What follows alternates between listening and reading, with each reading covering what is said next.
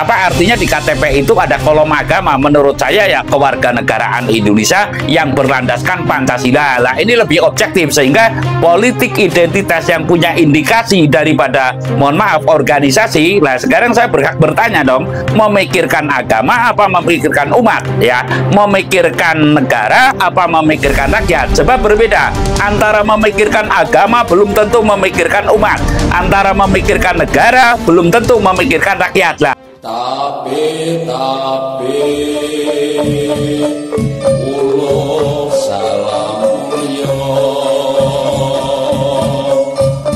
atur bagya wis muga Nusantara. Ong wilahing jati nuhuni hajat-hajate leluhur Nusantara tapi uluk salam mulia. Saya selalu melantunkan uluk salam Nusantara atas hajat leluhur Nusantara yang mesti kita tuntaskan secara seksama. Apa hajatnya leluhur Nusantara itu adalah tumapaking pranatan jaman adil ing bumi Nuswantara. Ya, artinya ketika zaman Pak Karno telah terpublikasikan, telah terdeklarasikan bahwa Bung Karno akan menata dunia baru, ya, tatanan dunia baru melalui Pancasila. Lah ini kasunyatan bahwa Bung Karno walaupun secara legalitas pernah diakui oleh sebuah organisasi agama yaitu Muhammadiyah, namun saya meyakini prakteknya Pak Karno adalah punya penasehat spiritual asli Nusantara, khususnya Jawa, yaitu yang Nayakrama. Siapa yang Nayakrama itu adalah Maling Aguno. Maling Aguno ya kaya dene Brandal Lokajaya, yaitu Sunan Kalijaga, sebelum jadi Sunan menjadi maling dulu gitu, menjadi penjahat dulu lah intinya. Secara tata lahir, secara batin kan Tuhan yang tahu lah. Ini yang perlu diketahui bahwa saya akan menguraikan intinya seperti Pak Harto juga, pondasi yang untuk digunakan menata Indonesia, menata Nusantara menjadi kerto, toto, tentrem, turah, harjo ini adalah nilai asli spiritual Nusantara, khususnya Jawa, ya, khususnya Jawa. Namun saya akan merana sedikit bahwa pada tahun 1965 secara seksama kita mengetahui adanya peristiwa G30S PKI atau Gerakan 30 September Partai Komunis Indonesia. Saya bukan orang PKI ya, taruhlah saya orang PNI, bapak saya itu PNI. Nah, saya akan mengulas sedikit. Saat itu digunakanlah oleh beberapa orang yang berkompeten ya. Oleh beberapa orang yang berkompeten yang memandang, kalau kasarnya ngomong itu, sinis kepada nilai-nilai spiritual asli Nusantara, khususnya Jawa.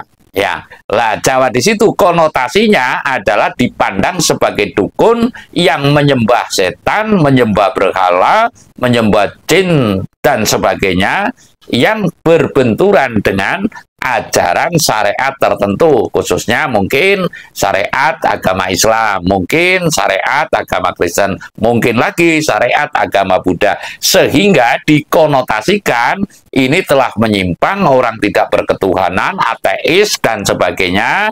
Lah di situ terjadilah pembulian, dibuli secara terus-menerus sehingga terbunuhlah karakter lah, secara kasarnya itu terbunuhlah atau terampaslah karakter daripada nilai spiritual asli Nusantara. Ya, sekali lagi, terbunuhlah karakter spiritual asli Nusantara yang dulunya semerbak, yang penting manusia itu ajaran budi pekerti, orang ngerti siki, orang ngerti besok. Artinya tindakan nyata, ibadah tidak cuma dalam bibir tapi tindakan nyata. Lah artinya sesuai dengan ucapan dan tindakan itu mesti sama. Itu kapro pokok Jawa. Lah ketika tahun 1965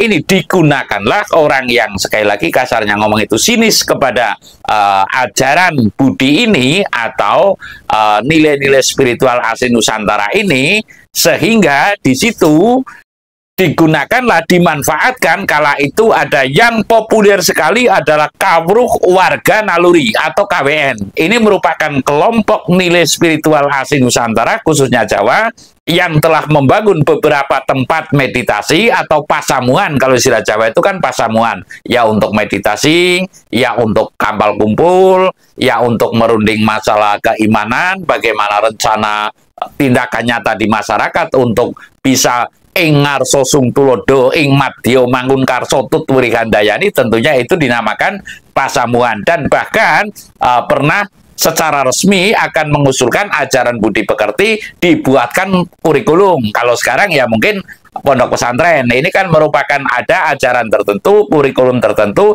yang diterapkan di masing-masing pondok pesantren lah. Begitupun dulu Kawruh Warga Naluri, kalau nggak keliru, yang berpusat di Gombong ini ya, telah membuat organisasi yang sangat kuat untuk apa? Untuk membangun ajaran budi. Namun karena politisasi, ya politik lah, intinya politik. Politik apa yang saya maksud adalah politik identitas, ya. Politik identitas ini sehingga Kawruh Warga Naluri mau tidak mau harus masuk ke agama.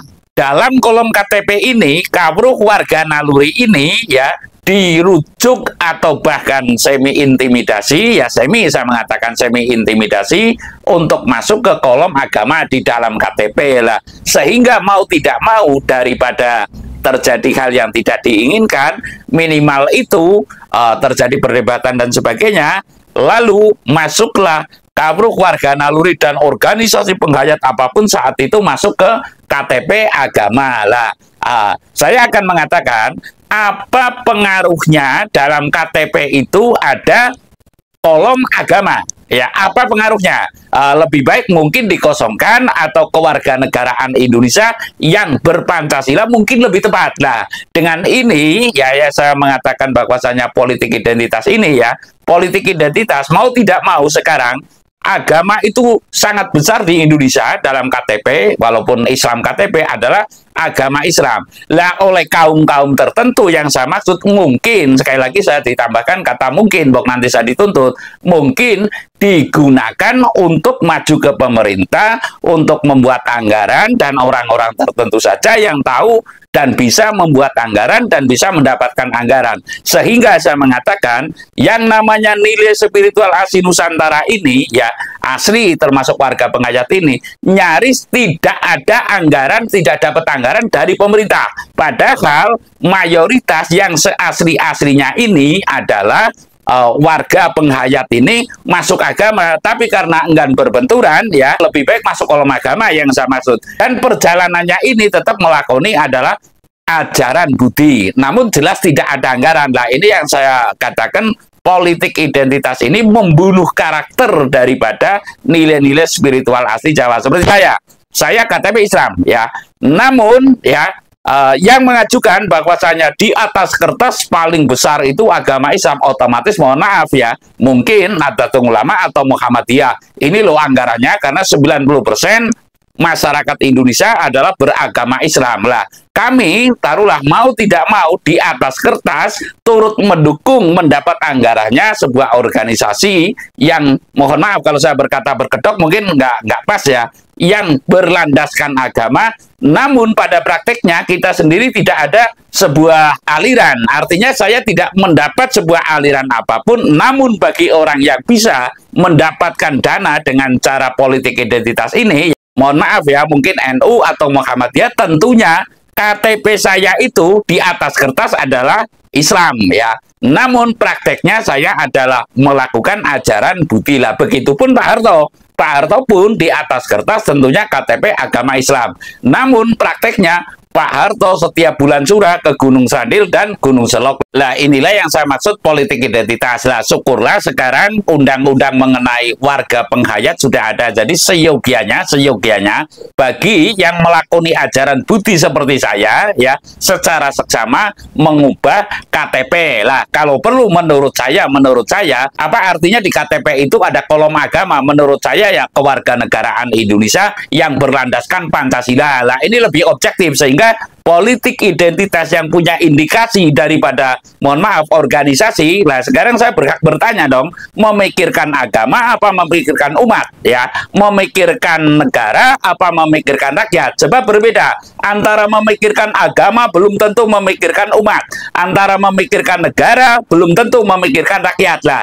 ini yang objektif saja. Jadi mungkin lebih baik kolom agama menurut saya ditiadakan, cukup kewarganegaraan Indonesia yang mau tidak mau berlandaskan Pancasila dalam kehidupannya. Jadi tidak ada, taruhlah, terdiskreditkan salah satu, sehingga mohon maaf pengajuannya sebagai kelompok ini tidak ada politik identitas, namun tetap objektif, siapapun mendapat aliran. Nah, manakala berdasarkan kepada identitas, ya, niscaya sing uman-umano, kata Haji Oma Irama yang saya maksud, Pak Haji Om itu adalah yang kaya makin kaya, yang miskin makin miskin. Jangan-jangan ini kata saya adalah jangan-jangan sedang memikirkan perkembangan pribadi dan golongannya saja, tidak memikirkan umatnya, namun berlandaskan politik identitas ini. Karena apa? Penduduk Indonesia 90% beragama Islam, ya.